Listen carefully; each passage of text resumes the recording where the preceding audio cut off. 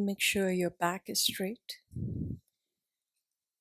and your eyes at a 45-degree angle, half closed.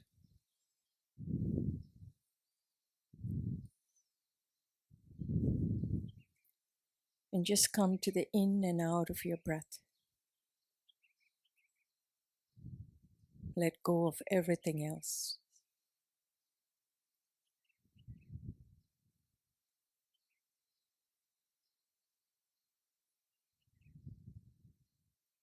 In, out.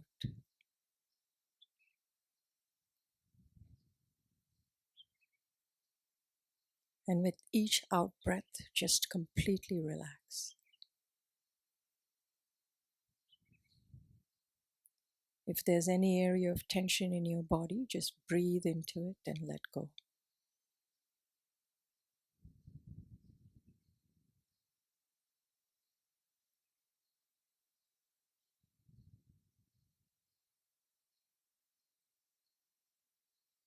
And now from this quiet space, we visualize in front of us, on a beautiful lotus and moon cushion, Shakyamuni Buddha, one face, two hands, sitting on that lotus and looking at us with great love and compassion. He's surrounded by all the Buddhas and Bodhisattvas of the 10 directions.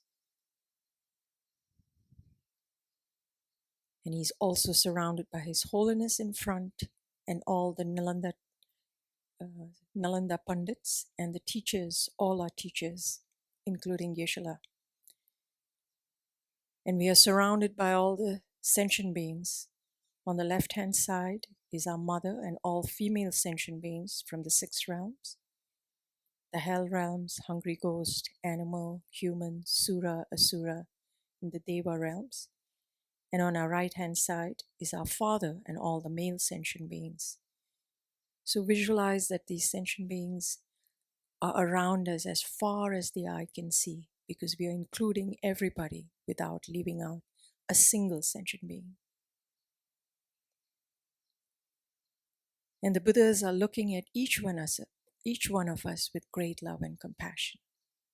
So feel their beautiful, wise presence radiating this golden light upon each one of us. So we request the Buddhas to help us to completely purify this dirt that we have been carrying around for countless eons, the afflictive obscurations, the cognitive obscurations, and to help us to achieve the state of Buddhahood like them, so that we too can be of the greatest benefit to all sentient beings. So keeping that in mind, let's turn to page 3. And as we recite the verses, let us mentally invoke their profound meanings and associated experiences. Enthused by great compassion, you taught the immaculate Dharma to dispel all perverted views. To you, the Buddha Gautama, I pay homage. Enthused by great compassion, you taught the immaculate Dharma. You dispel all perverted views. To you, the Buddha Gautama, I pay homage. Enthused by great compassion, you taught the immaculate Dharma to dispel all perverted views. To you, the Buddha Gautama, I pay homage. Taking refuge and generating bodhicitta in English first. I go for refuge until I'm enlightened to the Buddha, the Dharma, and the Sangha. By my accumulations of the practice of giving and so forth, may I become a Buddha to benefit all sentient beings. I go for refuge until I'm enlightened to the Buddha, the Dharma, and the Sangha. By my accumulations of the practice of giving and so forth, may I become a Buddha to benefit all sentient beings. I go for refuge until I am enlightened to the Buddha, the Dharma, and the Sangha.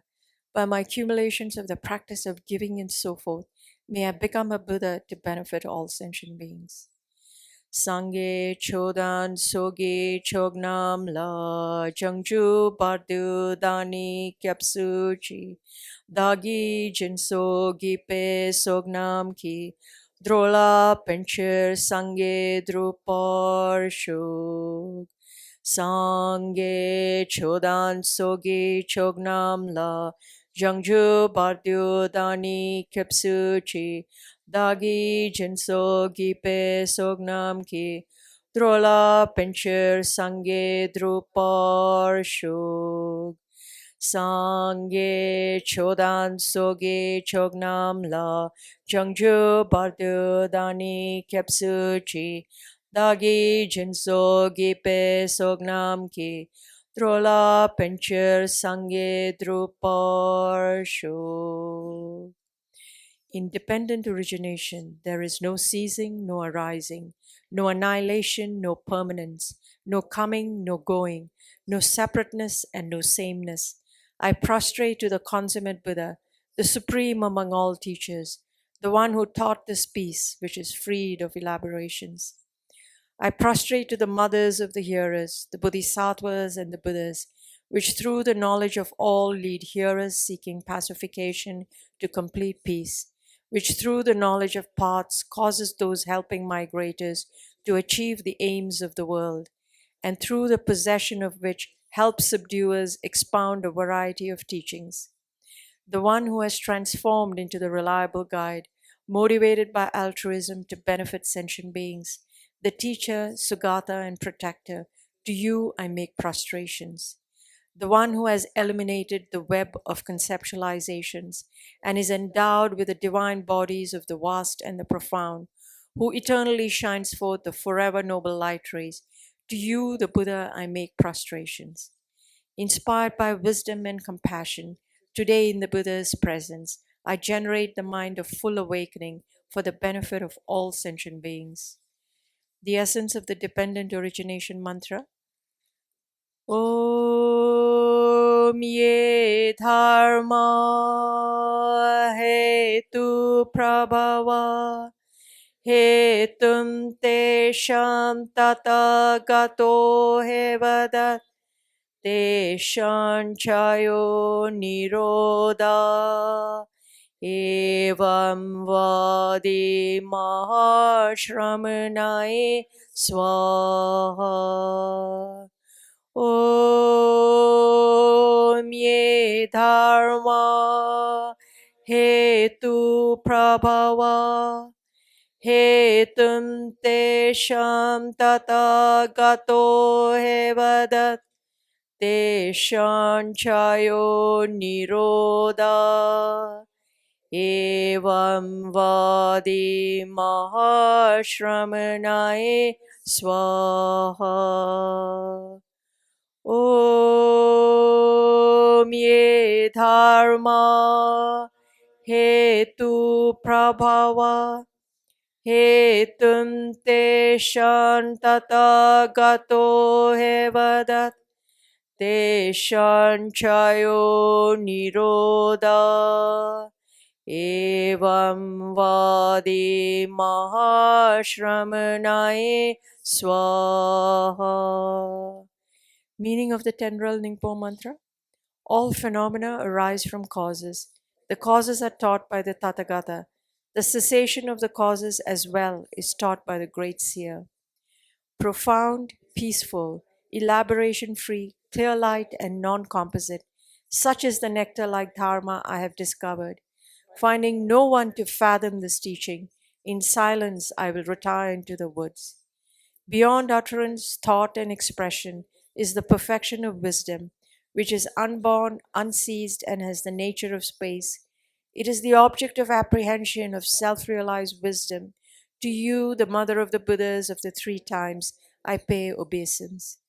The 4 seals of Buddha's teachings. All composite things are impermanent. All contaminated things are of the nature of suffering. All phenomena are of the nature of emptiness and selflessness. Transcending sorrow is peace. The Guru is the Buddha, the Guru is the Dharma. Likewise, the Guru is the Sangha. The Guru is the source of everything wholesome. I go for refuge in the Guru. By the sound of the vibrant drum of Dharma, you liberate all beings of miseries. I beseech you to kindly remain and give teachings until the end of the expanse of billions of eons. The Buddha does not wash the negativities of beings, nor does he remove their miseries by his hands. His spiritual realizations are not transferred to them. It is by teaching the truth of suchness that beings are liberated. With folded hands, I beseech the Buddhas of all directions to shine the light of Dharma for all bewildered in misery's gloom. Instructions on parting from the four attachments. If you are attached to this life, you are not a spiritual practitioner. If you are attached to samsara, you have no renunciation. If you are attached to your own self-interest, you have no bodhicitta. If there is grasping, you do not have the view.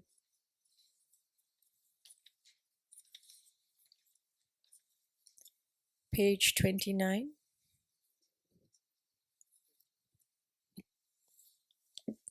Page 14. Praise to Shakyamuni Buddha.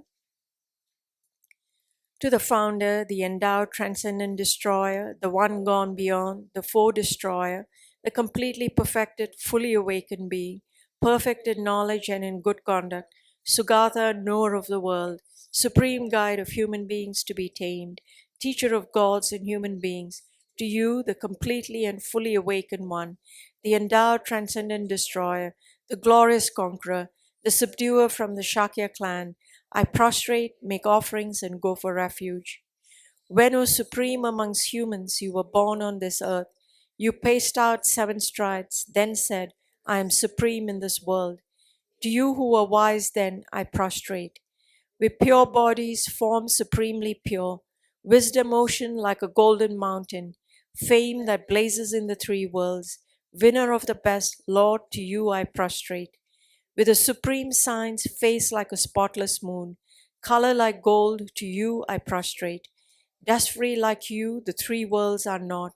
Incomparable wise one, to you I prostrate. The Savior having great compassion, the Founder having all understanding, the field of merit with qualities like a vast ocean, to you, the Tathagata, I prostrate. The purity that frees one from attachment, the virtue that frees one from the lower realm, the one path, the sublime pure reality, to the Dharma that pacifies, I prostrate. Those who are liberated and also show the path to liberation, the holy field qualified with realizations, who are devoted to the moral precepts, to you, the Sangha, I prostrate. Do not commit any non-virtuous actions. Perform only perfect virtuous actions. Subdue your mind thoroughly. This is the teaching of the Buddha. A star, a visual aberration, a flame of a lamp, an illusion, a drop of dew, or a bubble, a dream, a flash of lightning, a cloud. See conditioned things as such. Through these merits may sentient beings attain the rank of all-seeing, subdue the foe of false, and be delivered from samsara's oceans, perturbed by the waves of aging, sickness, and death. Now, page 29. The Heart Sutra, the Perfection of Wisdom Sutra. I prostrate to the Arya Triple Gem. Thus did I hear at one time. The Buddha was dwelling on massive Vulture's Mountain in Rajagriha, together with a great community of monks and a great community of bodhisattvas. At that time, the Buddha was absorbed in the concentration on the categories of phenomena called profound illumination. Also at that time, the Bodhisattva Mahasattva, Arya Avalokiteshvara, looked upon the very practice of the profound illumination of wisdom and beheld those 5 aggregates also as empty of inherent nature. Then through the power of the Buddha, the Venerable Shariputra said this to the Bodhisattva Mahasattva Arya Avalokiteshvara. How should any child of the lineage who wishes to practice the activity of the profound perfection of wisdom train? He said that, and the Bodhisattva Mahasattva Arya Avalokiteshvara said this to the Venerable Sharadvati Putra. Shariputra, any son of the lineage or daughter of the lineage who wishes to practice the activity of the profound perfection of wisdom should look upon it like this, correctly and repeatedly beholding those 5 aggregates also as empty of inherent nature. Form is empty, emptiness is form. Emptiness is not other than form. Form is also not other than emptiness. In the same way, feeling, discrimination, compositional factors, and consciousness are empty. Shariputra, likewise, all phenomena are empty, without characteristic, unproduced, unseized, stainless, not without stain, not deficient, not fulfilled. Shariputra, therefore in emptiness there is no form, no feeling, no discrimination, no compositional factors, no consciousness. No eye, no ear, no nose, no tongue, no body, no mind, no visual form, no sound, no smell, no taste, no object of touch, and no phenomenon. There is no I element, and so on, up to and including no mind element, and no mental consciousness element.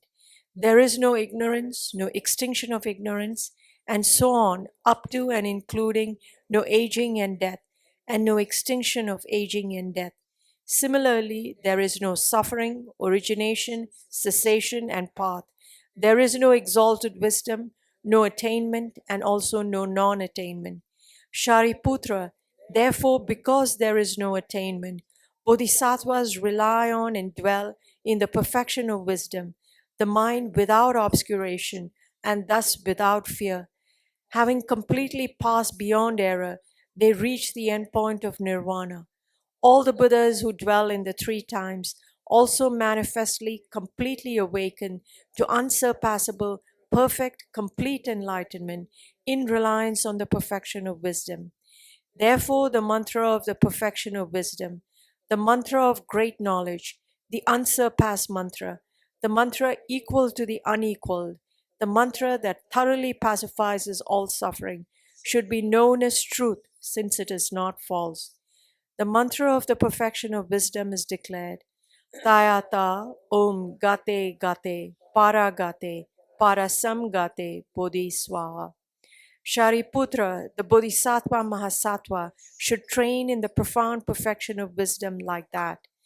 Then the Buddha arose from that concentration and commended the Bodhisattva Mahasattva Arya Nagarjuna, saying, well said, son of the lineage. It is like that, it is like that. One should practice the profound perfection of wisdom just as you have indicated. Even the Tathagatas rejoice. The Buddha having thus spoken, the Venerable Sharadvati Putra, the Bodhisattva Mahasattva Arya Avalokiteshvara, those surrounding in their entirety, along with the world of gods, humans, asuras, and Gandharvas, were overjoyed and highly praised that spoken by the Buddha. This completes the Arya Bhagavati Prajnaparamita Hridaya Sutra.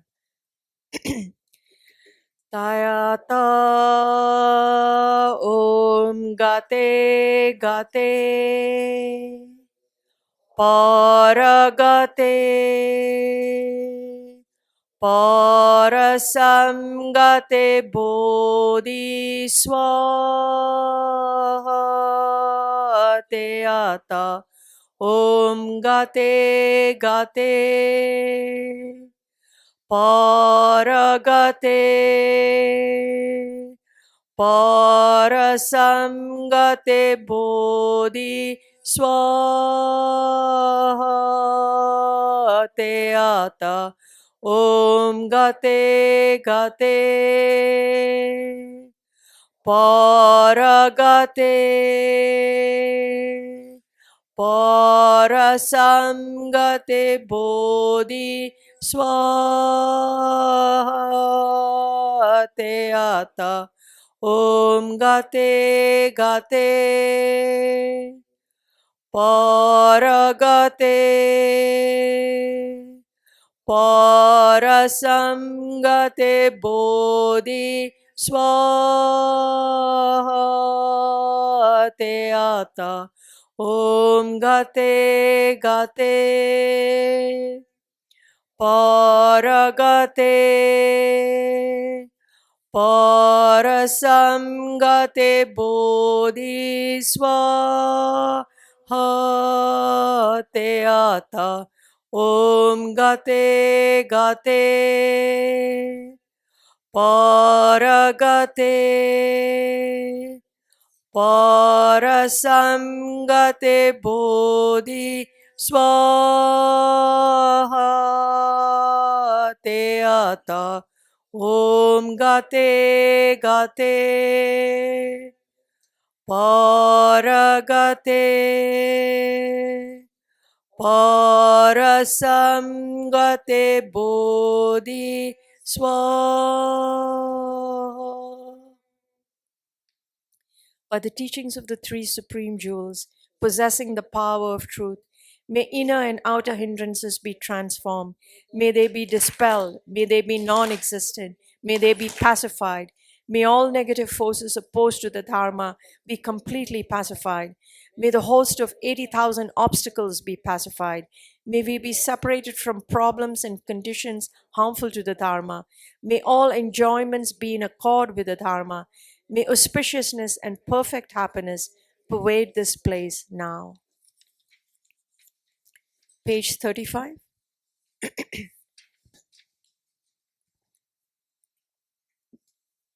8 Verses for Training the Mind by Geshe Langre Thangpa. With a determination to achieve the highest aim for the benefit of all sentient beings, which surpasses even the wish-fulfilling gem, may I hold them dear at all times. Whenever I interact with someone, may I view myself as the lowest amongst all, and from the very depths of my heart, respectfully hold others as superior. In all my deeds, may I probe into my mind, and as soon as mental and emotional afflictions arise, as they endanger myself and others, may I strongly confront them and avert them. When I see beings of unpleasant character and those oppressed by strong negativity and suffering, may I hold them dear, for they are rare to find, as if I have discovered a jewel treasure. When others, out of jealousy, treat me wrongly with abuse, slander, and scorn, may I take upon myself the defeat and offer to others the victory. When someone whom I have helped or in whom I have placed great hopes mistreats me in extremely hurtful ways, may I regard her still as my precious teacher. In brief, may I offer benefit and joy to all my mothers, both directly and indirectly. May I quietly take upon myself all hurts and pains of my mothers. May all this remain undefiled by the stains of the 8 mundane concerns, and may I, recognizing all things as illusions, devoid of clinging, be released from bondage. Lama Tsongkhapa's Lamrim Dedication Prayer, verse 1. From my 2 collections, vast as space, that I have amassed from working with effort at this practice for a great length of time, may I become the chief leading Buddha for all those whose mind's wisdom eye is blinded by ignorance. The 7-limb practice, the excerpt from the King of Prayers, the extraordinary aspiration of the practice of Samantabhadra. I bow down to the youthful Arya Manjushri. You, the Buddhas, the lions amongst humans, gone to freedom in the present, past, and future, in the worlds of 10 directions, to all of you with body, speech, and sincere mind, I bow down. With the energy of aspiration for the Bodhisattva way, with a sense of deep respect, and with as many bodies as atoms of the world, to all you Buddhas visualized as real, I bow down. On every particle are Buddhas numberless as particles, each amidst a host of bodhisattvas. And I am confident the sphere of all phenomena is entirely filled with Buddhas in this way. With infinite oceans of praise for you and oceans of sound from the aspects of my voice, I sing the breathtaking excellence of Buddhas and celebrate all of you Sugatas. Beautiful flowers and regal garlands, sweet music, scented oils and parasols, sparkling lights and sublime incense, I offer to you, victorious ones, the Buddhas. Fine dress and fragrant perfumes, sandalwood powder heaped high as Mount Meru, all wondrous offerings in spectacular array, I offer to you, victorious ones. With transcendent offerings, peerless and vast, with profound admiration for all the Buddhas, with strength of conviction in the Bodhisattva way, I offer and bow down to all the victorious ones. Every harmful action I have done, with my body, speech, and mind. Overwhelmed by attachment, anger, and ignorance, all these I openly lay bare before you. I lift up my heart and rejoice in all the merit of the Buddhas and Bodhisattvas in 10 directions, of solitary realizers, hearers still training, and those beyond, and of all ordinary beings. You who are the bright lights of the worlds in 10 directions, who have attained the Buddha's omniscience through the stages of awakening, all you who are my guides, please turn the supreme wheel of Dharma. With palms together, I earnestly request, you who may actualize parinirvana, please stay with us for eons numberless as atoms, for the happiness and well-being of all wanderers in samsara. Whatever slight merit I may have accumulated by making prostrations, offering, and confessing, rejoicing and requesting that the Buddhas stay and teach, I now dedicate all this for the full awakening of all beings. The short mandala offering, first in Tibetan, followed by English. Sashi Puki Jusheng Me Totram Rirab Ling Je Ni Degen Padi Sangye Zingdu Mikte Ulwai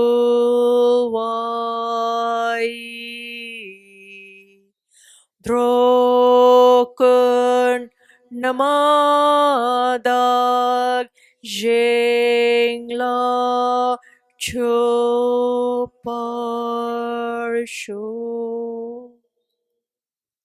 This ground anointed with perfume, strewn with flowers, adorned with Mount Meru, the 4 continents, the sun and the moon, I imagine this as a Buddha field and offer it. May all sentient beings enjoy this pure land. The 4 dharmas of Venerable Gampopa. May I be blessed that my mind is directed towards the dharma. May I be blessed that my dharma practice is on the proper path. May I be blessed that the path is freed of flaws, and may I be blessed that the flaws are seen in the light of exalted wisdom. The 4 dharmas of Venerable Bhikshu Mahasattva, becoming utterly frustrated with the ignorance that grasps at true existence, please bless me to generate genuine renunciation, seeing all aspects of samsara as viciously repulsive. Please bless me that my mind stream overflows with a precious bodhicitta that cherishes others more than myself. Please bless me to have an immaculate experience of the wisdom of emptiness that does not see even an atom of intrinsic reality, on the basis of understanding how things come into being by dependent origination through mere conditioning. Please bless me that my mind stream overflows with the precious wisdom of the non-duality of bliss and emptiness. Edam Guru Ratna Mandalakam Niryata Yami. The Foundation of All Good Qualities by Lama Tsongkhapa. The foundation of all good qualities is the kind and perfect pure Guru. Correct devotion to the Guru is the root of the path. By clearly seeing this and applying great effort, please bless me to rely upon the Guru with great respect. Understanding that the precious freedom of this rebirth is found only once, is greatly meaningful and is difficult to find again. Please bless me to generate the mind that unceasingly, day and night, takes its essence. This life is as impermanent as a water bubble. Remember how quickly it decays and death comes. After death, just like a shadow follows the body, the results of virtuous and non-virtuous karmas follow. Finding firm and definite conviction in this, please bless me always to be careful, to abandon even the slightest negativity and accomplish all virtuous deeds. Samsaric splendors are unsatisfying and unreliable. Seeking them is the door to all suffering. Recognizing these shortcomings, please bless me to generate a strong wish for the bliss of liberation. Led by this pure thought, mindfulness, alertness, and great caution arise. The root of the teachings is keeping the pratimoksha vows. Please bless me to accomplish this essential practice. Just as I have fallen into the sea of samsara, so have all mother sentient beings. Please bless me to see this, train in supreme bodhicitta, and bear the responsibility of freeing migratory beings. Even if I develop bodhicitta, but I don't practice the three types of morality, I will not achieve enlightenment. With my clear recognition of this, please bless me to practice the bodhisattva vows with great energy. Once I have pacified distractions to wrong objects and correctly analyzed the meaning of reality, please bless me to generate quickly within my mind stream the unified path of calm abiding and special insight. Having become a pure vessel by training in the general path, please bless me to enter the holy gateway of the fortunate ones, the supreme Vajra vehicle. At that time, the basis of accomplishing the two attainments is keeping pure vows in Samaya. As I have become firmly convinced of this, please bless me to protect these vows and pledges like my life. Then, having realized the importance of the two stages, the essence of Vajrayana, by practicing with great energy, never giving up the 4 sessions, please bless me to realize the teachings of the Holy Guru. Like that, may the Gurus who show the noble path and the spiritual friends who practice it have long lives. Please bless me to pacify completely all outer and inner hindrances. In all my lives, never separated from perfect Gurus, may I enjoy the magnificent Dharma. By completing the qualities of the stages and the paths, may I quickly attain the state of Vajradhara. The meaning of the Miksema mantra, followed by the Miksema verse. You are Avalokiteshvara, great treasure of non-referential compassion, and Manjushri, master of flawless wisdom, as well as Vajrapani, destroyer of hordes of demons without exception, Tsongkhapa, crown jewel of the sages of the land of snows, Losangdrapa, at your feet I make prostrations. Migme zewe ter chen rezik drime kenpe wampo jampelyang Ganchen ke pezu gen song kapa lo zang drape zabla zulwade Migme zewe der chen rezik drime kenpe wampo jampelyang Ganchen ke pezu gen song kapa lo zang drape jabla zoade Migme zewe der chen rezik drime kenpe wampo jampelyang Ganchen kepe zugen song kapa lo zang drape zapla zulwade. Okay, now generating the consummate, the yoga, the consummate, the generating mind of the consummate yoga. For this, and the first, the shamatha meditation.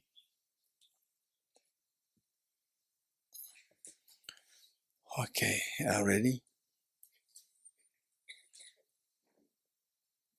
And with these meditation practices, if you have any questions, we can discuss them later. Later meaning not in the first session, but later in the next 3 sessions, today, tomorrow, till 13th. Okay, if you have questions. Okay, the one thing that I would say is that if you have questions, sometimes I tend to forget in the classes to give like 15 minutes, the last 15 minutes for question answers. I tend to forget it. I just flow. And the best thing would be if you have the questions. Now that your questions, if you have questions, they're more serious. Earlier, many questions would be answered automatically with the following the classes. But now if you have questions, you note them down and bring them on my table. Or you can give it to Sirintundula, Kamasamala. You can give it to any of them and just place it on my table. And when we have the enough questions, then we can respond. We spend more time, solid time, to respond to this. Okay, including meditation on the what we said, the shamatha meditation, like the not closing your eyes, keep your backbones up, and any complications, because of individuals, we are all individuals. We have, if there are 100 people, most likely with the meditation experiences, there are like minimum 20, 30, 40 different challenges you experientially you can share. Okay, so ready? 5 minutes.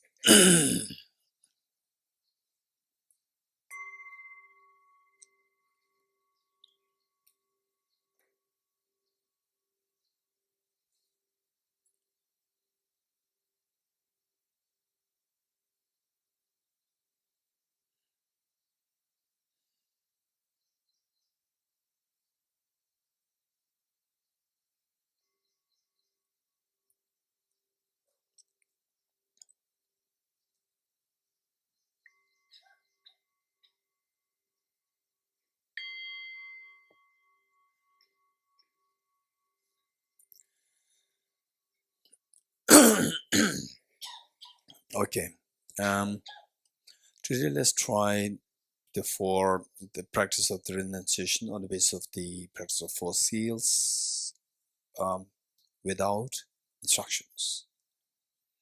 Without instructions. Okay, and you know the how it works. Initially I give the introduction, and when it comes to the actual 4 seals, I just cite the seal, and then you contemplate on this.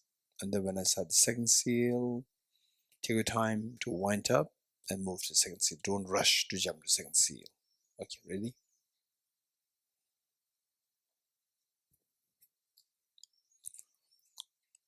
Renunciation. Renunciation means to renounce the miseries. It is not to renounce your happiness, but there are times, like surgery, when we go through deep surgery, we in order to heal, to go for the healing process faster, we have to sacrifice a little bit of the favorite food and so forth.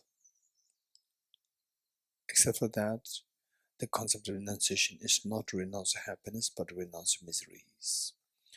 And to renounce the miseries, we need to know that it is only to renounce the causes of the miseries that the miseries can be renounced. This is what the Buddha taught as Edharma Hetu Prabhava Hetum Desham Tathagato Yevatat. What are the causes of miseries? The Buddha indicated contaminant karmas, afflictions, inappropriate attention, and the elaboration of self-grasping ignorance. One is ignorance, and to eradicate the ignorance, Buddha indicated four. While there are so many levels of ignorance, Buddha indicated four ignorance which are more directly relevant to our miseries. To overcome these four kinds of ignorance, the first, which misconceives impermanent phenomena as permanent, which misconceives miseries as happiness, misconceiving impure things as pure, and finally misconceiving what is selfless nature as of selfhood.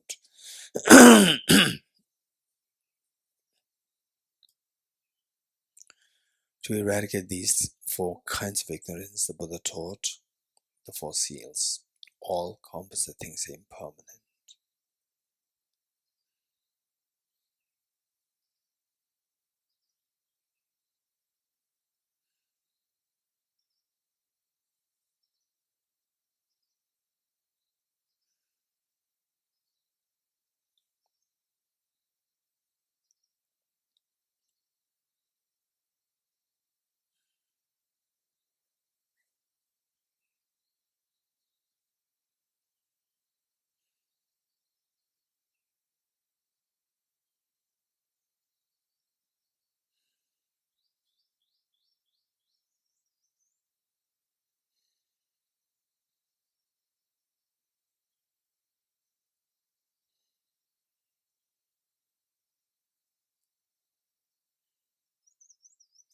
All contaminated things are suffering nature.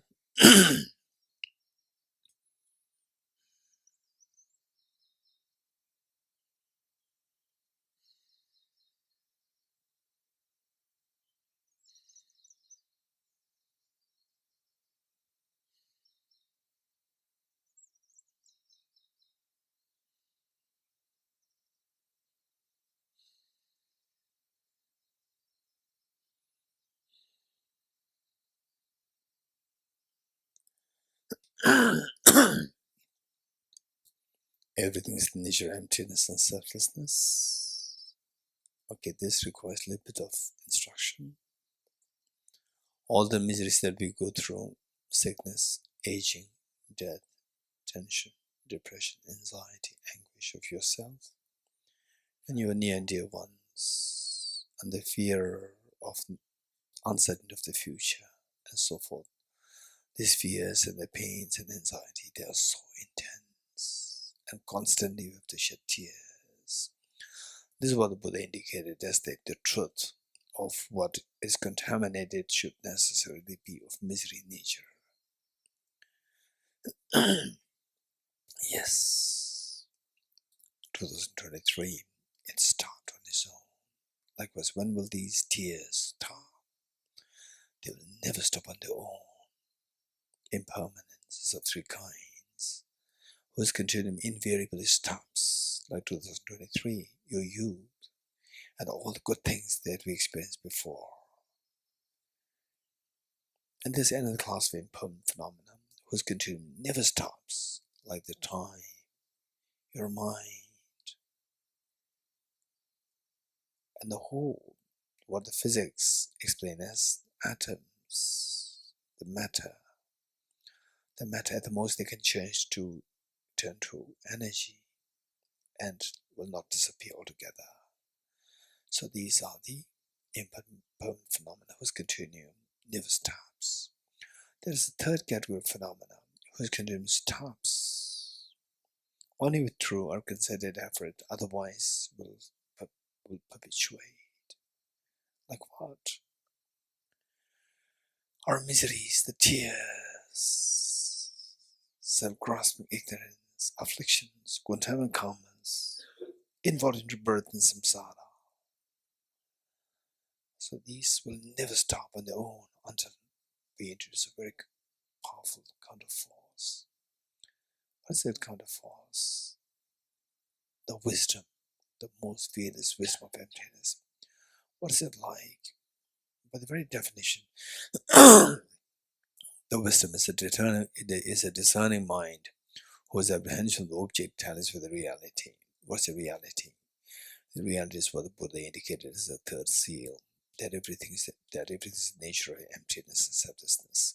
What is this emptiness like? Okay, today let us meditate on emptiness of yourself. As we said before, all our problems are because of misconceiving external objects, misconceiving the self, and then when these two misconceptions, misconception of the self, yourself, and misconception of the phenomena other than yourself, with which you interact, then the miseries erupt. So misconceptions need to be eradicated, and in all the miseries, the misconception of self is always the incredibly great part of the factors. Okay, so today we'll think about the emptiness, meditate emptiness of the self, the person who identifies I. Okay, think of this person. How does this person appear to you? As like a dream, or as so objectified, intrinsically as object, nothing to do with my mind.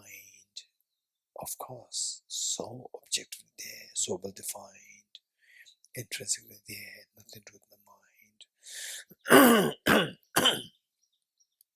This is a self-grasping ignorance. This belief is self-grasping ignorance. And how do you know that this is not valid mind, that this is ignorance? How do you know that? For this we need to evaluate whether or not the self which I identify as I exists objectively. How to evaluate this? Remember what Arya Nagarjuna taught. If the mirage were to be water, were not those close by the mirage see water? With a similar tone of reasoning, if this I were to exist objectively, why don't I see this I as I go closer to this object? And as we already know, the mind which goes closer to this object to see if the self does exist objectively is technically referred to as ultimate analysis. Okay, now let us subject the self or the I to the ultimate analysis. In the process, whatever is not the self, since that you are not interested in what is not self, anything you encounter as non-self, just ignore this, because you are only interested in what constitutes the objective self, self-existing from its own side. Subject this self-analysis, we first see thin layer of the skin of yourself. Behind that, the fatty tissues. Behind that, the muscles, cartilages, the whole skeleton, the heart, the lungs, the liver, intestine, stomach, kidneys, gallbladder.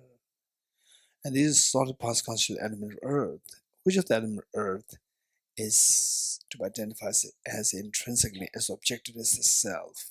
None. Okay, if not, the element of water. 4 liters of blood which you pumped in and out by the heart of the different parts of the body, of course, that is not intrinsically as one with the cell. Element of fire, 2,600 joules of energy, in other words, the body heat.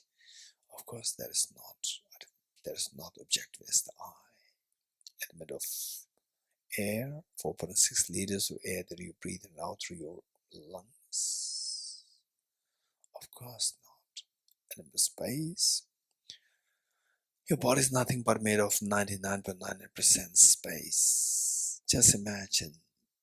We know that our body is made of atoms, and the atoms, the space occupied between the electrons and the nucleus, is way, way, way more massive in comparison with the space occupied by the electrons themselves and the nucleus themselves. Yes, essentially our body is like a vacuum, but I'm not a vacuum.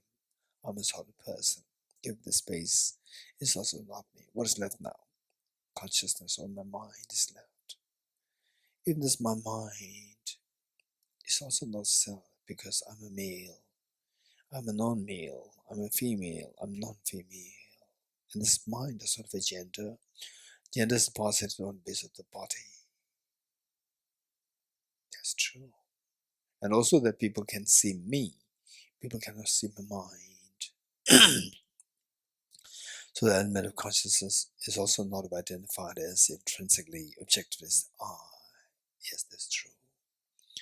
Okay, now in the eyes of analysis, in the process going deeper, more closely towards the self, you end up seeing the 6 elements. Tell me, which of 6 elements is this objectivist self? None. If you're sure of this, you understand second essential of understanding the emptiness of the objects being intrinsically one with its parts. Okay. Given that there are only 2 possibilities for the self to be existing objectively, either the objectively the parts in here, in this context, the 6 elements, or different from 6 elements. Since the parts are not to be identified as object with the self, let us see if it exists as different from the 6 elements. Remove the 6 elements, what happens? Nothing is left there. If you're sure of this, you get the third essential for understanding emptiness of objects being intrinsically different from its parts. Given that these are the only 2 possibilities, you can't look for any other third possibility for the self to exist objectively. Yes. If you're sure of this, you understood the fourth essential of understanding the pervasion that anything which is empty of intrinsic one or intrinsic different from its parts entails the emptiness of objective existence of the object. Okay, yes. Now we now to ultimate analysis. Where is this self? You have come too close to the object. Where is this self? Nowhere to be seen. I'm discovering. Earlier I thought that it does exist objectively. Now I discovered that it doesn't exist objectively at all. Okay, stay in this experience where the self dissolves and the experience of the emptiness. And that's the ultimate analysis. But we said that the self it doesn't mean the self doesn't exist. It doesn't exist objectively. It does exist, but it doesn't exist subjectively. How do you know that then? It implies that it is subjectively. Yes. How do you know that it exists subjectively? Okay, slowly come out of this. Imagine that you come out of this practice, meditation. Again, the self comes back, which means that your mind is shifting from the ultimate analysis to the conventional analysis. In the eyes of the conventional analysis, self does appear, but from the object, it is totally non-existent. To the subject, it does appear, which means it's a mere appearance to the subject. It's a purely subjective, like illusion. Yes, okay, that makes sense. It does exist to the eyes of ultimate conventional analysis. It doesn't exist to the eyes of the ultimate analysis. So since it does exist to the conventional analysis, it's mere appearance, because objectively in the ultimate analysis it's empty, but it does appear to conventional analysis, which means it's a mere appearance, not from the object, but to the subject. It's mere appearance. Because it's mere appearance, it's like illusion. This describes like a dream, illusion, mirage.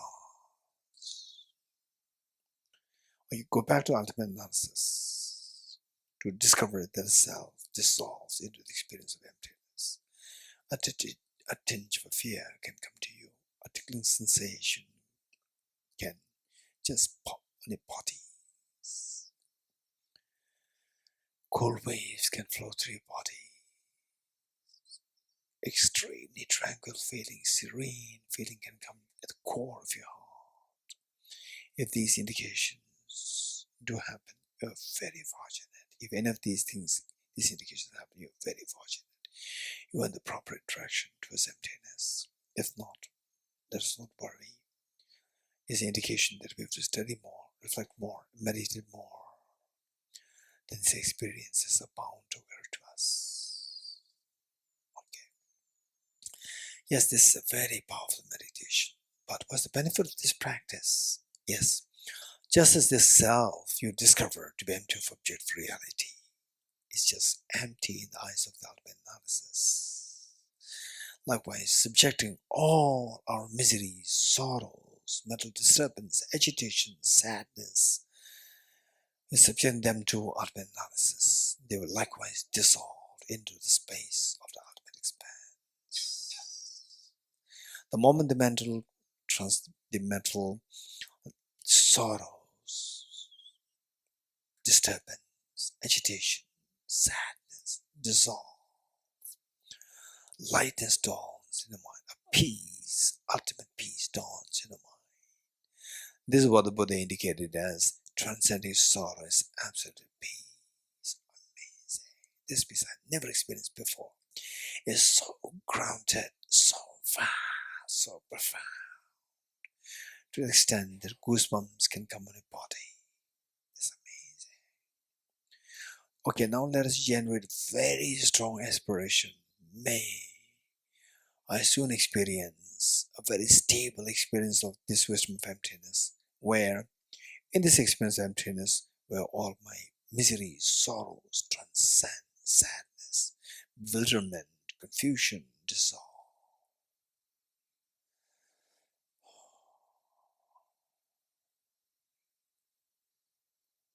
Okay, this aspiration is the most refined understanding of renunciation. Without the renunciation, bodhicitta is impossible. Without the bodhicitta, Buddhahood is impossible. Without the renunciation, bodhicitta, nirvana, and bodhicitta, the Buddhahood, both impossible. All our efforts in the Dhamma practice will just be in vain. Wow, that's amazing, so precious. Okay, slowly come out of this practice to prepare to move to the next practice of the bodhicitta.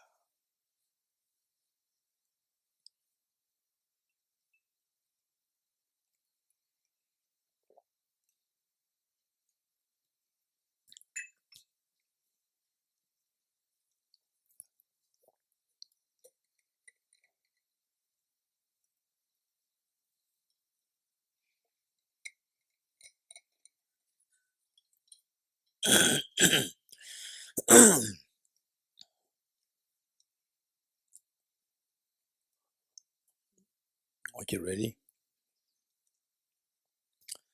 Next bodhicitta practice, we'll do that on the basis of the 4 seals, no, 4 essentials, no, sorry, 4 immeasurables. Okay, ready? Invoke the blessings of all the Buddhist Bodhisattvas, visualizing all the Buddhist Bodhisattvas, particularly Buddha Shakyamuni, His Holiness the Dalai Lama, and all the Narayana Masters. So loving, caring, and embracing towards you. And also, let's not miss to visualize your true parents and all your family members, your children, and all demonstrations mixed with you. Leaving none aside the human beings, animals, insects, hungry ghosts, spirits, god and goddesses, Gandharvas, everyone with you. And the whole purpose of our practice here is to awaken this amazingly beautiful, appealing mind of the bodhicitta. And at times this practice may seem so superficial, it doesn't matter. Even if it doesn't resonate with your innate thinking, it doesn't matter. This is known as a practice. Therefore, it is referred to as a practice and training. And eventually you'll be surprised. You'll be pleasantly surprised to see that indeed it's amazing. My mind now has a very different outlook of the world, where the pain dissolves and your affection expands to resolve the pain. Compassion expands. It's amazing. Okay. Immeasurable loving kindness. How good would it be that all my dear sentient beings are endowed with happiness and the causes of happiness? May all my dear sentient beings be endowed with happiness and the causes of happiness. I'll take the responsibility that all my dear sentient beings are endowed with happiness and the causes of happiness. The Buddhas and Bodhisattvas, witnessing that you're making such a courageous commitment, like the mother after all these many years of raising her children, and today the eldest daughter, eldest son, just aged 12 and 11, they come to the mother, tell the mother, Mom, please take a rest. You have done everything for us. Just, we can't believe how much you love us, how much you've done for us. Now we have grown up. We'll take care of all our siblings. It will also take care of you. The mother could not believe her eyes and ears, with tears of joy rolling down her cheeks. This is exactly what has happened to all Buddhist Bodhisattvas. They're so proud and happy of you today over you taking this courageous commitment to take the responsibility of all the demonstrated beings. This happiness and the joy the Buddhist Bodhisattvas feel invoke their compassionate minds to send forth nectar for soothing light towards you and all demonstrated beings. The mere lights of nectars and lights and nectars with the Buddhist beings, the mere touch of nectars and the delights with the bodies of beings in yours instills in all happiness, causes happiness in the minds of sentient beings yourself. And you witnessing such a miracle is happening to us all demonstration beings, you're intense happy. Take 3 deep breaths, sigh with relief.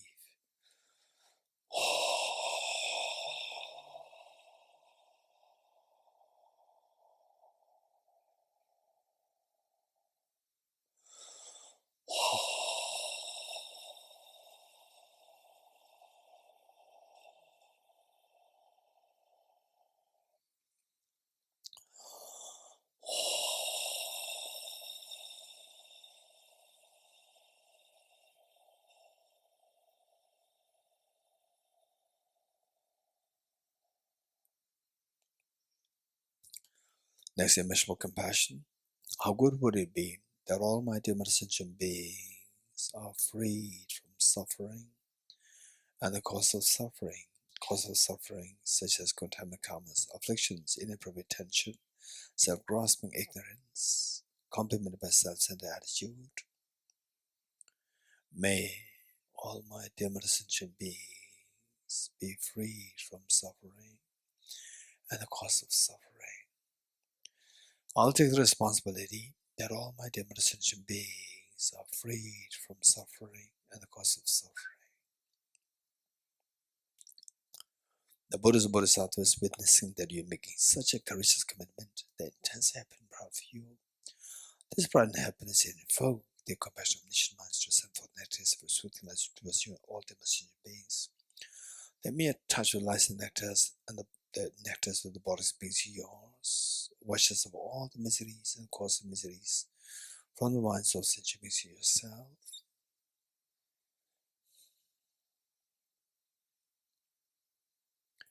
And you witnessing such a miracle is happening to us all our sentient beings. You're intensely happy. Take 3 deep breaths, sigh with relief.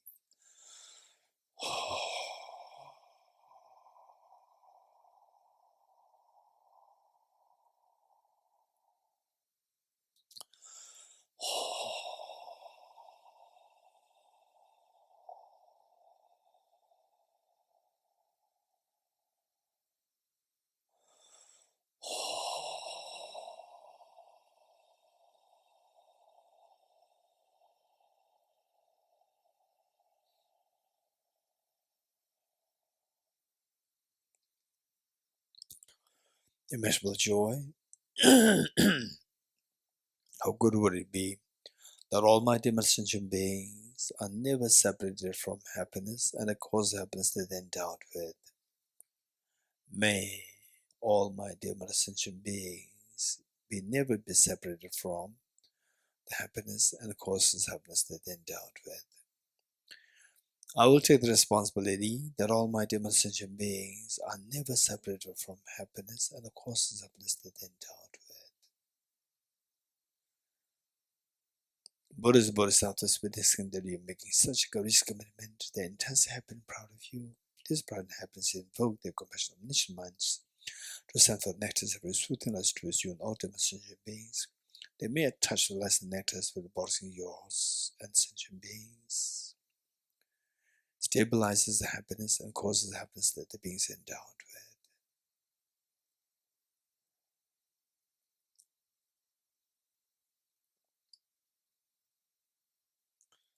with. And you witness such a miracle is happening to us all the different sentient beings. You intensely happy.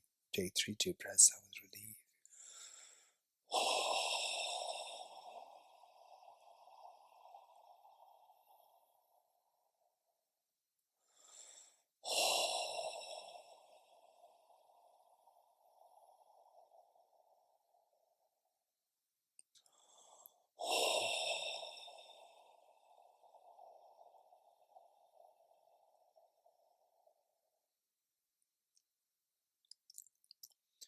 Immeasurable equanimity. How good would it be that all my dim sentient beings are freed from the biased attitude of excessive attachment towards some and aversion towards others, instead abiding in the great state of equanimity, embracing all other dim sentient beings with equal love and affection, leaving that aside.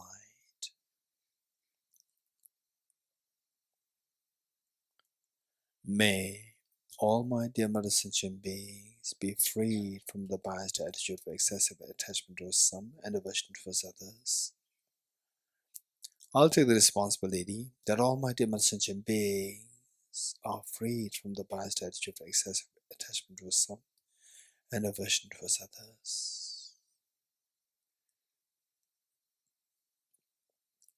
Instead making them abide in the great state of equanimity, embracing all other sentient beings equally, leaving them aside. The Buddhas and Bodhisattvas, they are so happy, so proud of you, what you have done, to see that you are taking such a great responsibility over all sentient beings. And this happiness and pride invoke the compassion of omniscient minds to set forth nectar's very soothing lights towards you and all sentient beings.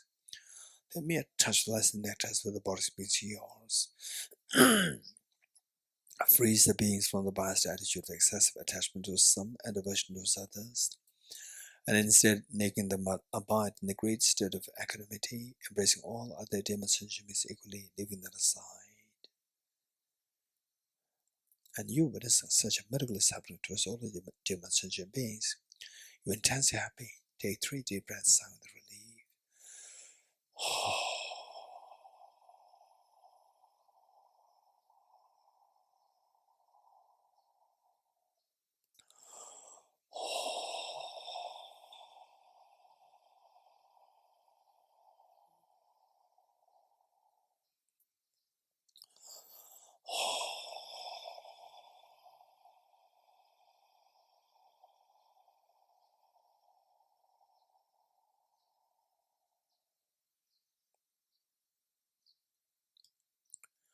About underscoring all the four immeasurables is unconditional love. Just about its experience of unconditional love. Extremely beautiful ground for the bodhicitta. Unless we practice this, will never arise spontaneously. And today you've generated these 4 thoughts, so precious. Imagine that you are looking at the eyes of each sentient beings with this underlying, amazing, great compassion, love, and joy and equanimity. To the extent that each one of the sentient beings feels themselves so special in your eyes. How the child sees the mother.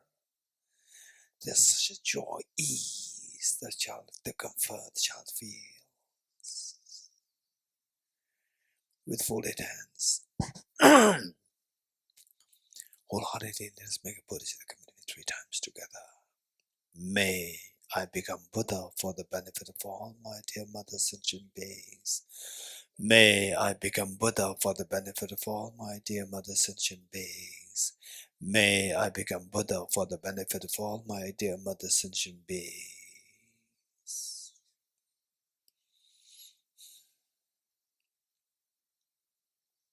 Amazing.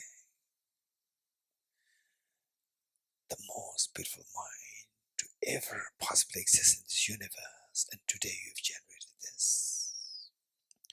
Slowly transform this beautiful mind of the bodhicitta into a spotless, clean moon disk, horizontally sitting at the heart. That's amazing that you made such a courageous commitment to become Buddha for the benefit of human beings. But remember that no matter how much you squeeze a handful of sand, no oil comes out. Yes, I know that. But I'm not like a handful of sand. I'm like a handful of sunflower seeds. Squeezing a wedge, all does come out. I have the Buddha nature within me. Okay. But how come that since time immemorial that this never is activated?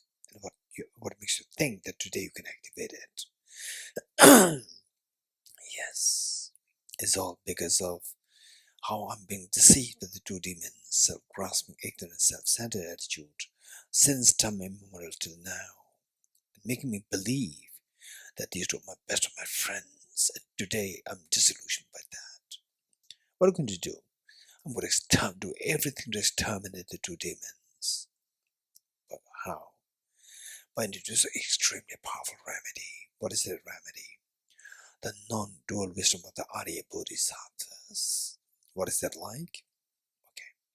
Let's quickly retrieve the experience of the meditation emptiness, what we did as a part of the 4 seals, the 3rd seal. Okay, what are you doing? I'm meditating. And how does this person who identifies I appear to you? Subjectively imputed or objectively so well defined? Objectified there. Of course, objectified. If you identify that well, how the self appears objectively real, this is the first essential of identifying the object negation. Now let's quickly subject this self to ultimate analysis to see if it does exist objectively, the way in a manner in which the great second omniscient Arya Nagarjuna taught is the mirage with water. One of those close by the mirage see water. If this self would exist objectively, why don't I see this object, this self, as I go close to the object? Subjecting this self to ultimate analysis, we end up seeing 6 elements: and the earth, water, fire, air, space, and consciousness. Okay, now tell me, which of the 6 elements is identified as objectively as the self, as one with the self? None. And if not, then the second alternative of the two. See if the self does exist objectively, away by taking aside the 6 elements as different from the 6 elements. Remove the 6 elements, what happens? Nothing's left there. If these 2 things are ruled out, then there's no way by which the self exists objectively. Yes, I know that. Now that you have subjected the self to ultimate analysis so well, where is the self now? I discover that it's empty in our ultimate analysis. This simply means the self is empty objectively. Just like a dream is projected from the object is purely empty. Stays experience for a while. Slowly transform this amazingly fearless mind of the wisdom of emptiness into a spotlessly clean thumb-size white vajra, vertically sitting on the mudra heart. Okay. Wow. Now I have the non-dual, the blaze of the non-dual bodhicittas. The moon, symbolic of the conventional bodhicitta, which wishes to become Buddha for the benefit of all sentient beings, which guarantees that your self-centered attitude, which always masterminded and influences self-grasping ignorance to create all the miseries, 3 kinds of miseries for you, and blind you from seeing the ultimate reality, blind me from having the access to all the phenomena simultaneously in the form of omniscience. And a Vajra, symbolic of the non-dual ultimate bodhicitta, non-dual wisdom of emptiness of the Arya Bodhisattvas, and this will guarantee that all the mental defilements, both afflictive and cognitive obscurations, will be eradicated fully from the root, thereby guaranteeing you that you're going to attain the ultimate experience of the fearlessness and infinite happiness for yourself and for all the dimension beings. That's amazing. Yes, indeed, I'm extremely meritorious. Let's not forget their due to parents, your family members, your children, and all the sentient beings are suffering terribly badly. Yes, invoked intense compassion for them. And this compassion invokes your Vajra moon to multiply infinite number of times. Share one side of the Vajra moon at the heart of your mother, one side with your father, one side with each one of family members, including children, one side with each one of the beings here in Thosamling, in India, in your own country, in the minds of, at the heart of each of the the creatures, of the trillions of creatures that exist in the oceans, trillions of creatures from the tiniest insects to the biggest of the elephants, so forth, in the wilderness and in the non-spirits, in the entire Milky Way galaxy, in the entire universe. Okay, now all your sentient beings have the share of the Vajra moon, which you so kindly shared. So meanwhile, let's not forget that all the Bodhisattvas, they're watching us. Why not we request them to please be with us as a guest and as a witness to undertaking the ceremony of taking the expression Bodhisattva vow. As a gesture of making request to all the Bodhisattvas, let us slowly start to make three prostrations along with all the sentient beings to the Bodhisattvas.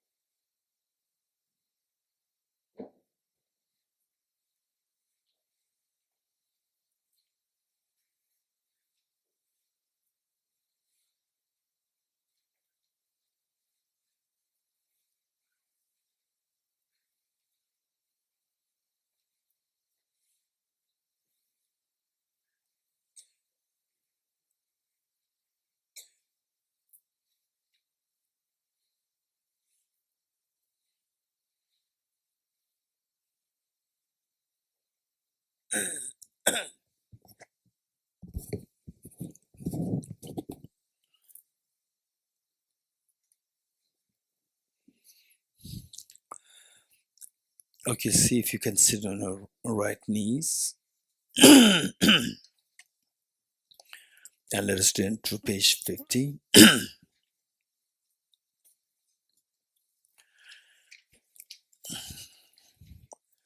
Okay, if you do have any knee complications or the backache problems, so forth, any body ache, then make sure that you sit most comfortably. And for those who are sitting on your right knees, in the process, given that it will take a few minutes, if you do in between, if you start to have feel the pain, then sit down in the most comfortable position. The pain should not hamper your reflections.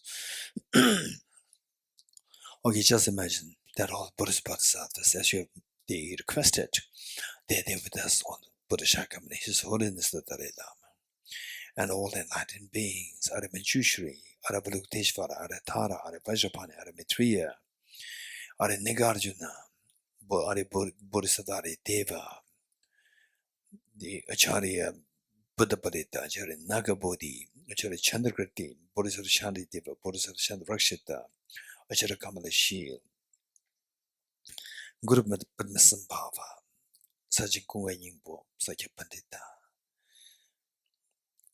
the great teacher, the great adept, the master Saraha, the master adept Tilopa, the master Narupa, master Chizumarpa, Chizumila, Chizukampapa,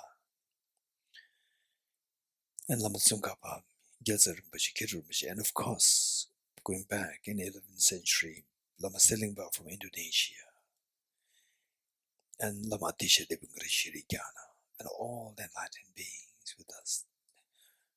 And you as a little, you just imagine, just age 5 or imagine age 5 or age 4, as a little girl or a little boy.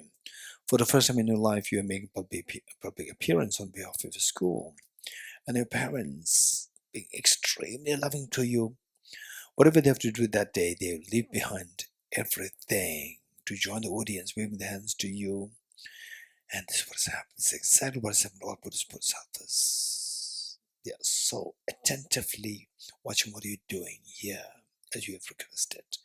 And you, as a very responsible little girl or little boy, you bring with you all your siblings to take part in this program, so that they are not left out. They also be able to take part in this program. It's exactly what you're doing to include all the demonstration beings in this amazingly great the program of taking the aspiring Bodhisattva, this ceremony. And with wholeheartedly let us recite the following verses together. And imagine that you are reading this and you are inspiring through inspiration all the demonstration beings. They are so happy to join you in this ceremony. I go for refuge to the Triple Gem. I confess the negativities individually. I rejoice in the virtues of all the beings. I hold the precious Buddha in my heart. I go for refuge to the Triple Gem. I confess the negativities individually. I rejoice in the virtues of all the beings. I hold the precious Buddha in my heart. I go for refuge to the Triple Gem. I confess the negativities individually. I rejoice in the virtues of all the beings. I hold the precious Buddha in my heart. Gurus, Buddhism, Bodhisattvas, please be here to me. Just as previous Buddhas have generated the Mother Bodhicitta, and just as they successfully dwell in the Buddhist practices, likewise for the benefit of all sentient beings, I will generate the Mother Bodhicitta, and Avachala to successfully train the Buddhist practices. Gurus, Buddhism, Bodhisattvas, please be here to me. Just as the previous Buddhas have generated the Mother Bodhicitta, and just as they successfully dwell in the Buddhist practices, likewise for the benefit of all sentient beings, I will generate the Mother Bodhicitta, and Avachala to successfully train the Buddhist practices. Gurus, Buddhism, Bodhisattvas, please be here to me.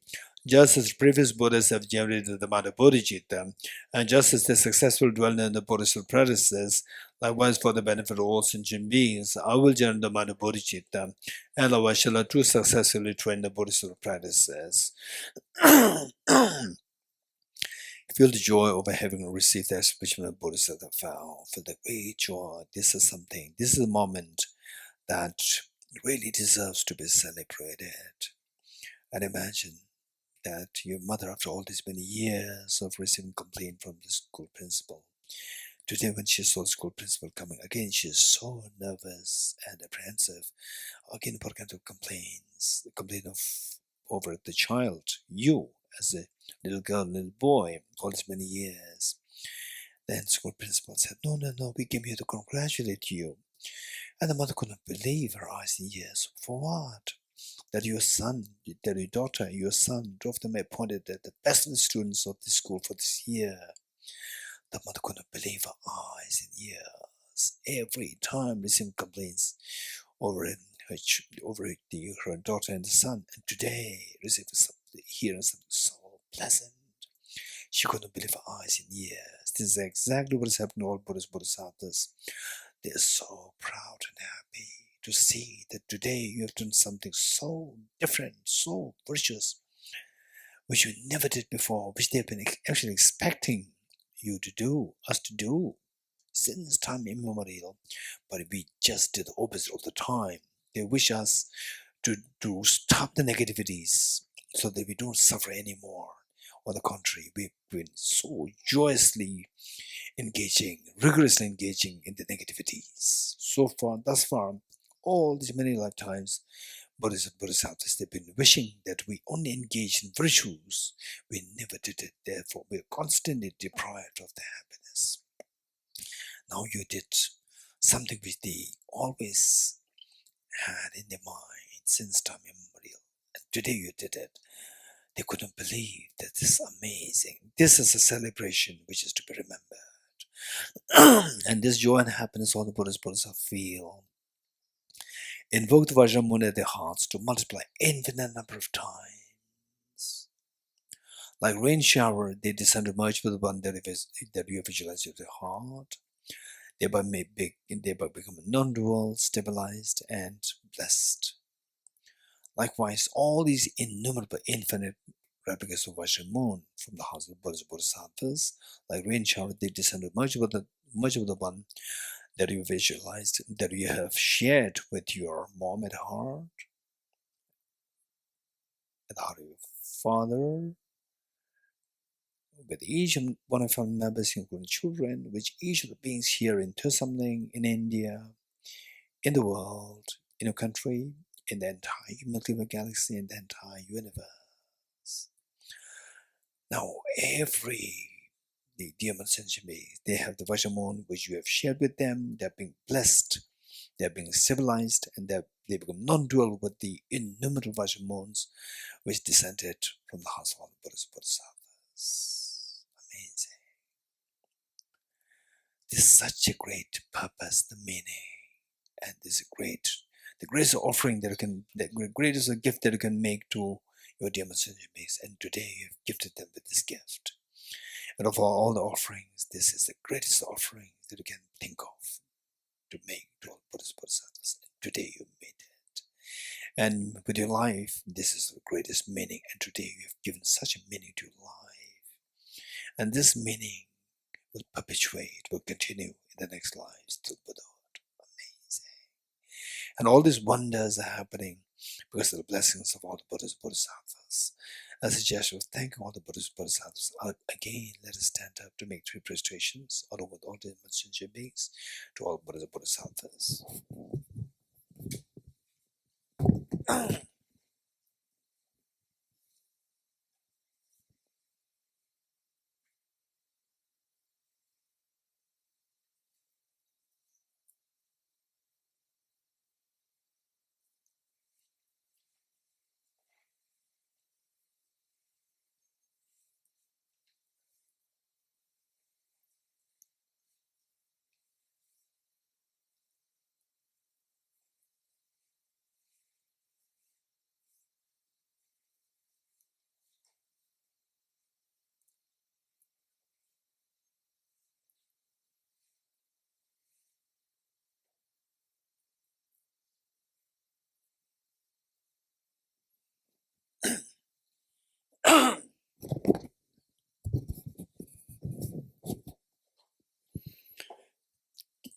Okay, page 51. As we said earlier, yes, indeed, this is a great meritorious day for all of us, for you, for me, to take this aspiration bodhisattva vow. And it's only through these practices that you see that gradually it'll grow. Your compassion grows, then your happiness grows. This is the reality. Then what about this? What about the next lives? We see that there are 8 billion human beings, and how of them got opportunity, or they come in contact with such a teaching. How many of them so less? And those people who do come in contact with this, how many of them take it seriously? So less. So from that point of view, it's very scary that in the next lives we may become one like them. If that's the case, then everything is doomed to again the meaninglessness. So to make sure that what we did today, that we can continue to carry it and carry it forward to next life until the Buddhahood.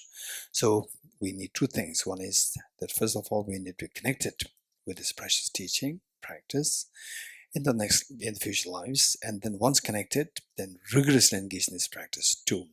For the connection, we include that in form of the very powerful prayers, and also creating the conducive factors for others, encouraging others to engage in this practice, and who do engage in these practices rejoice in the practice, and then to be able to rigorously engage in these practices, we read the following verses to combine, to intertwine the joy with deep practice of bodhicitta. So that in future lifetimes, the moment you hear the word bodhicitta, the joy will be intrigued within us. Okay, page 51.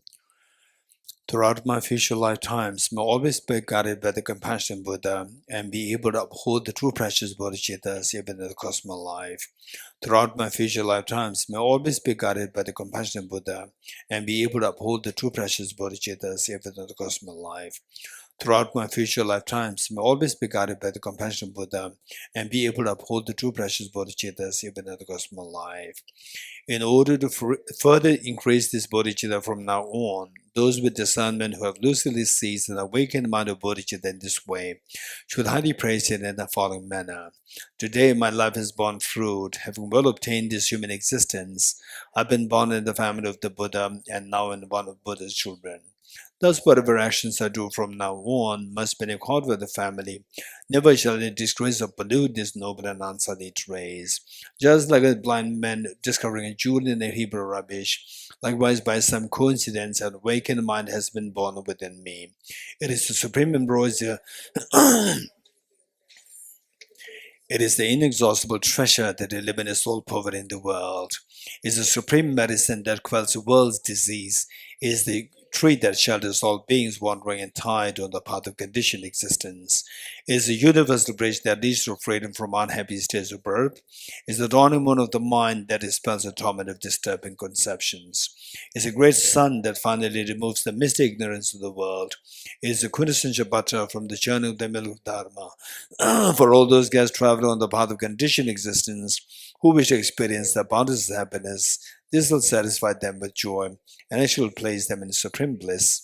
Today, in the presence of all the protectors, I invite the world to be guests at a festival of temporary and ultimate delight. May gods, demigods, all be joyful. I dedicate the merit thus gathered to twisted realization of deeds in the prayers of Buddhas and Bodhisattvas 3 times, and to the upholding of the doctrine of scripture and insight. May I in all lives, through the force of this merit, never separate from the four wheels of the Mahana vehicle, and accomplish all the stages of the path, renunciation, bodhicitta, perfect in the 2 stages. From my recollections, vast the space that I've amassed, from working with effort, this practice for a great length of time, may I become the chief leading Buddha for all those whose minds wisdom has planted ignorance.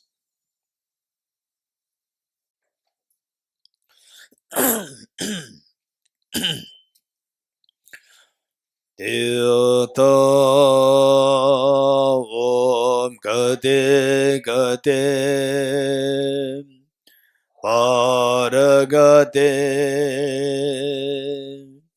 Parasamgade Bodhisvatyata Om Gate Gate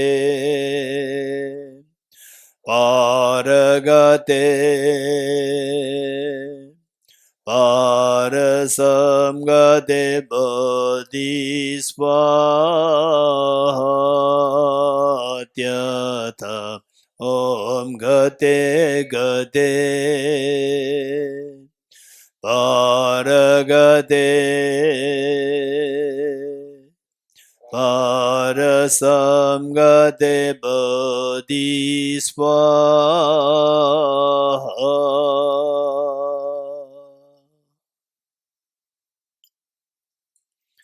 Okay, 3 positions together.